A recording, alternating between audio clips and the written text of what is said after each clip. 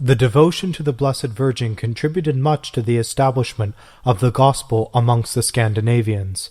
From time immemorial they had deified virginity in the person of Fala, whose fair tresses were bound with a golden band, and Jason, who, after their death, admitted virgins into her heavenly train.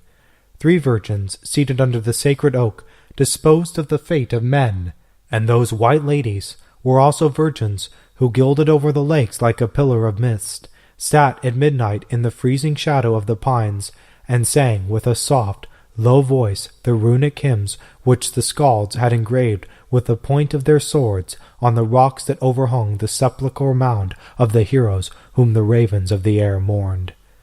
It was hard to set aside those charming northern fairies who introduced themselves invisibly into the peasant's cot and the jarl's fortress, and whose coming was sure to bring good fortune. These superstitions, equally cherished by the high and the low, could never, perhaps, be totally eradicated without the Blessed Virgin, who became the protectress of cabin and palace. The influence of the Queen of Heaven on the conversion of the Scandinavians is proved by a fact which none can dispute.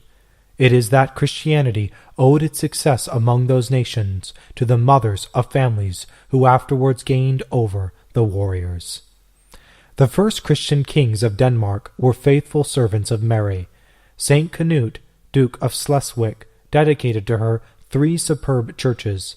Waldemar II placed her image on his shield, and having learned that the Russians, leagued with the Estonians, threatened the rising of the Church of Riga, he solemnly pledged himself to pass the following year in Estonia, as well as for the honor of the Blessed Virgin as for the remission of his sins.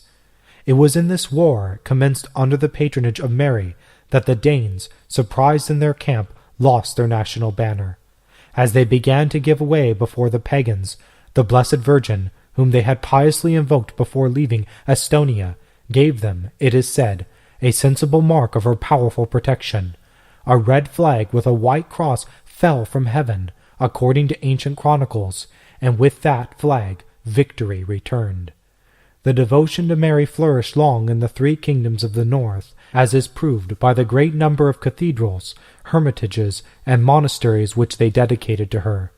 When the scorching wind of the Reformation had blighted that fair flower of Catholicity, this devotion was still secretly maintained, and 50 years after Luther, Mary was still venerated in the subterraneous chapel of the Cathedral of Uppsala.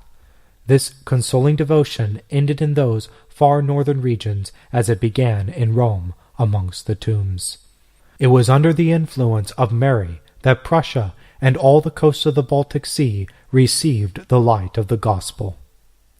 Amongst the nations of Slavonic origin, who substituted Christianity for their bloody rites and polished their names under its civilizing influence, no people were so devout to the Virgin as the Hungarians.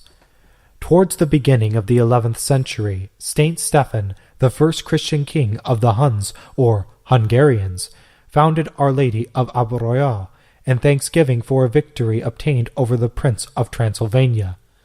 This fair Slavonic basilica vied in magnificence with the most sumptuous churches of the East, its walls adorned with superb sculptures, its marble pavements, its altars overlaid with gold and encrusted with fine jewels, its vases of silver, gold, and onyx were marvelous to behold. Over the Virgin's altars were perfuming pans of silver, in which 2 old men, whose cradles had been rocked to the exploits of Attila, had the rarest perfumes of Asia burned. Processions came several times in the day to honor the Mother of God in her sanctuary. All this splendor was not sufficient for the piety of the Hungarian prince, descended though he was from the scourge of God.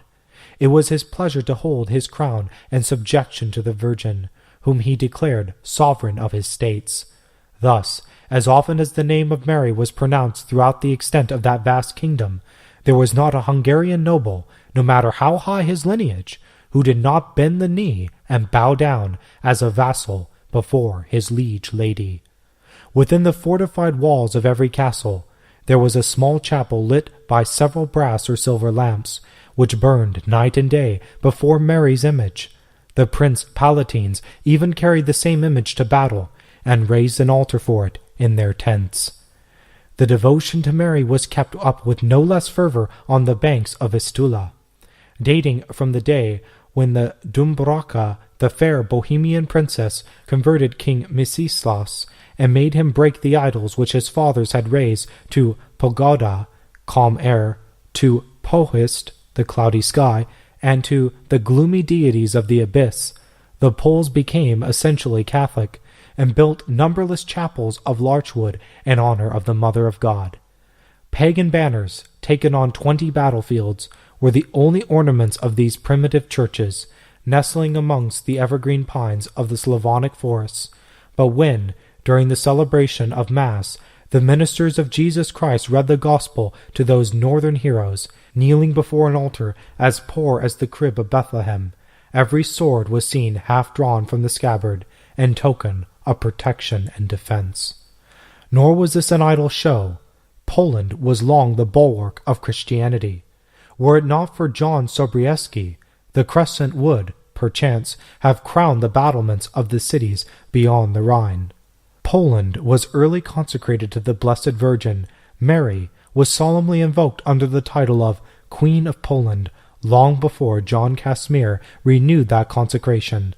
As often as the Polish army moved against the Tartars, it was Mary's banner that led its stately cohorts. The name of Jesus, twice repeated, was their battle cry, and a hymn to the Virgin their war song.